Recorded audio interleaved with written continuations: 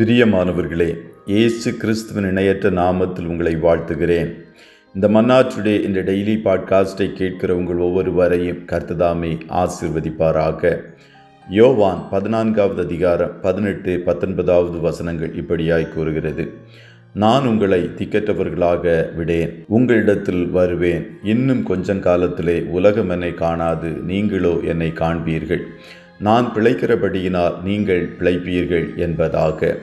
நான் பிழைக்கிறபடியினால் நீங்கள் பிழைப்பீர்கள். Because I leave you will leave also என்ற தலைப்பின் கீழ் இன்றைய மன்னாவை தியானிக்கப் போகிறோம்.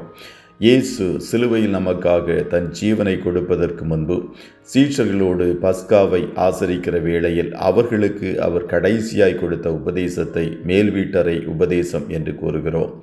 அது யோவான் 13ஆம் அதிகாரம் முதல் 17ஆம் அதிகாரம் வரையில் எழுதப்பட்டிருக்கிறது. அதற்கு பின்பு அவர் கெதரோன் என்னும் ஆற்றை கடந்து கெத்செமனே தோட்டத்திற்கு சென்றார் என்று யோவான் 18:1 கூறுகிறது. அங்கே அவர் காட்டி கொடுக்கப்பட்டார். மேல் வீட்டறை உபதேசத்தில் இயேசு அநேக வாக்குத்தத்தங்களை சீஷர்களுக்கு கொடுத்தார். அவைகளெல்லாம் ஆண்டவருடைய சீஷர்களாய் பிள்ளைகளாய் காணப்படுகிற நமக்கும் உரியவையாய் காணப்படுகிறது. குறிப்பாக ஒரு புதிய மாதத்திற்குள்ளாக பிரவேசிக்கிற நமக்கு அவைகள் மிகவும் ஆசீர்வாதமாக காணப்படுகிறது. ஆண்டவர் நான் உங்களை திக்கற்றவர்களாக விடேன் என்று வாக்கு கொடுத்தார். திக்கற்றவர்கள் அனாதைகள் என்று யாரை நாம் அழைக்கிறோம்? தாய் தகப்பனை இழந்தவர்களை பொதுவாக அவ்வாறு அழைப்பது வழக்கம்.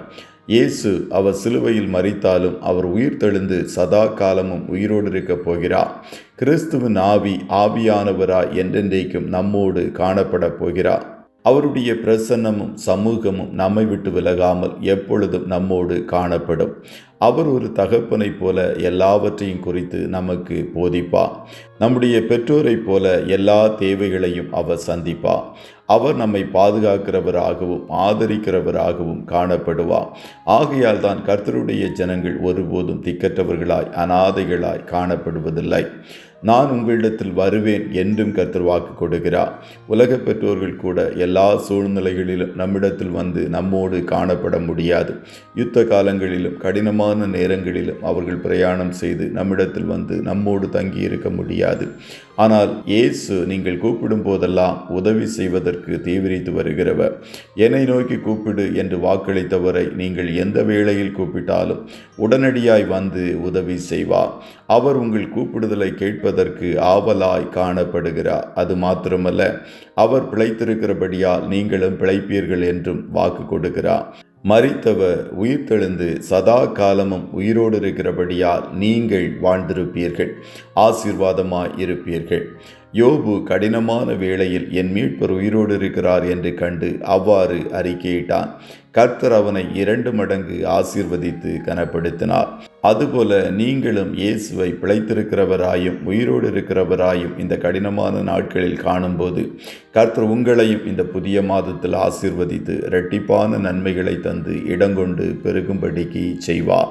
கர்த்ததாமே உங்கள் ஒவ்வொருவரையும் ஆசீர்வதிப்பாராக. ஜெபம் செய்வோமா. அப்பா பிதாவே, உம்மை நன்றியோடு துதிக்கிறோம். இந்த மன்னா டுடே என்ற டெய்லி பாட்காஸ்டை கேட்கிற உம்முடைய பிள்ளைகள் ஒவ்வொருவரையும் கர்த்ததாமே ஆசீர்வதிப்பீராக.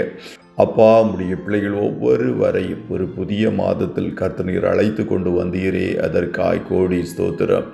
கடந்த மாதத்தில் இவர்கள் ஒவ்வொருவருடைய வாழ்க்கையில் நீர் பாராட்டின ஈவுகளுக்காகவும் கொடுத்த பாதுகாப்பிற்காகவும் உமக்கு கோடி நன்றி பலிகளை நாங்கள் ஏறெடுக்கிறோம்.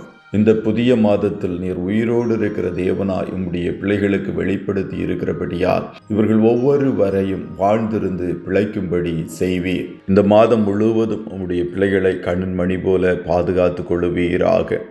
ஒரு தீங்கும் ஒருவரையும் தொடாதபடி உம்முடைய இரத்தத்தினால் வேலி அடைத்து கொள்ளும். என்னென்ன நன்மைகளுக்காய் உம்முடைய பிள்ளைகள் பிரயாசங்களை எடுக்கிறார்களோ அத்தனை காரியங்களிலும் அற்புதங்களை செய்வீராக. யாரும் வேலைகளை இழந்து போய் விடாதபடி, வியாதிகளினால் பாதிக்கப்படாதபடிக்கு கர்த்ததாமே விடுவித்து நடத்துவீராக. ஒவ்வொருவரையும் ஆட்டுக்குட்டியானவருடைய இரத்தத்தின் பாதுகாப்பிற்குள்ளாய் கொடுத்து இயேசுவின் நாமத்தில் வாழ்த்தி ஜெபிக்கிறோம் நல்ல பிதாவே. ஆமென்.